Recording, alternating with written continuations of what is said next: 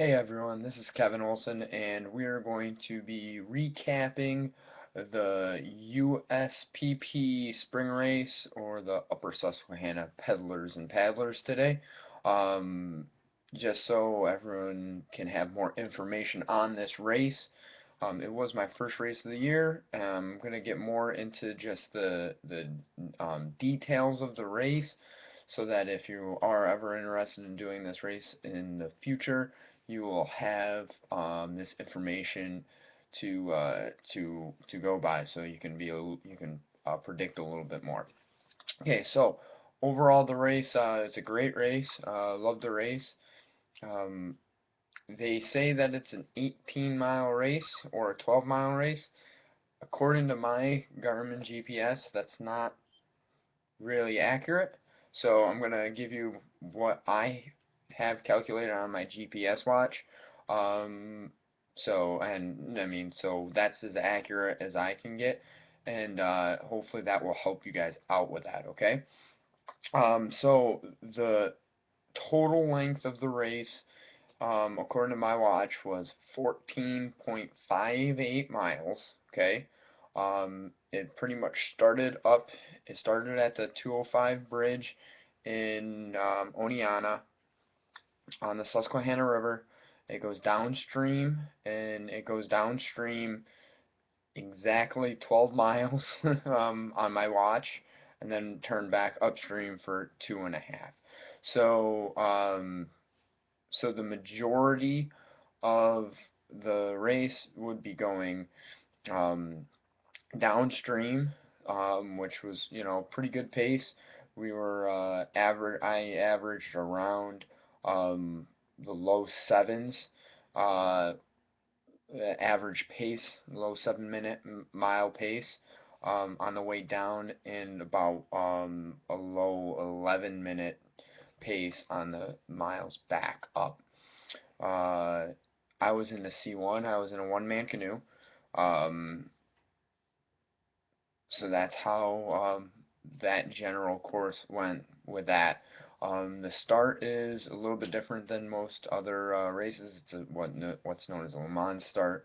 Pretty much everyone is lined up on the bank, um, with their stern stuck to um, the side of the river, just because the current's flowing so much right off the start. It's hard to do a straight start. So that was definitely interesting. That's the first Le Mans start I've ever done.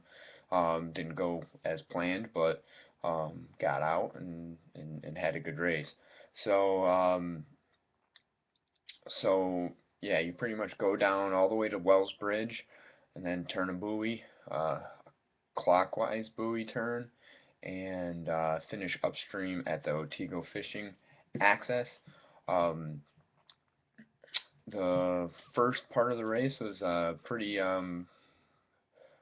fast, and there was definitely some spots where you'd have to make some decisions on where you wanted to go in the river, and that was luckily I was following some very experienced paddlers, so I was able to take the same lines as they took, so I didn't, cause myself any major timing issues for that. So um, I was lucky enough to come in first in my C1 men's under 50 division, and second overall in the C1 division, um, behind great paddler Steve Miller. So really love the race. I mean, I love the race course. Um, really nice. And then on top of it, I really enjoyed that they did give out um, awards at the end. So I've been to races where you didn't really get any awards or anything like that. I mean, I know that sounds like it's just a small little thing, but it means something to some people when you're trying to quantify it to others that don't understand about canoe racing, and then you can show them, hey, this is what I actually did this, and so that was big in my personal opinion. So um, I can't really talk about the pro race. I wasn't, um, a part of that. That went off before. The C1s were um, the last start of the 18-mile race, and only ones that started after us were the recreational races, which was the 12-mile race, which just went straight down to Otego. So, but they did awards at the Otego Elementary um, after the finish of the race, and that was really nice. So that's pretty much all I'm going to say about the race. Be looking out for new content. I'm hopefully going to be getting a GoPro soon, so we should be being able to see some. Either I might put it on the tip of my canoe, on the bow of my canoe, during a race, or just general.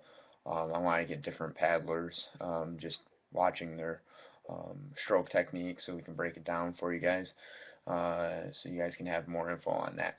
Okay, let me know if you guys want any other content on these race reviews. Um, Next race review will probably be Canton Canoe Weekend. And until next time, guys, keep paddling hard.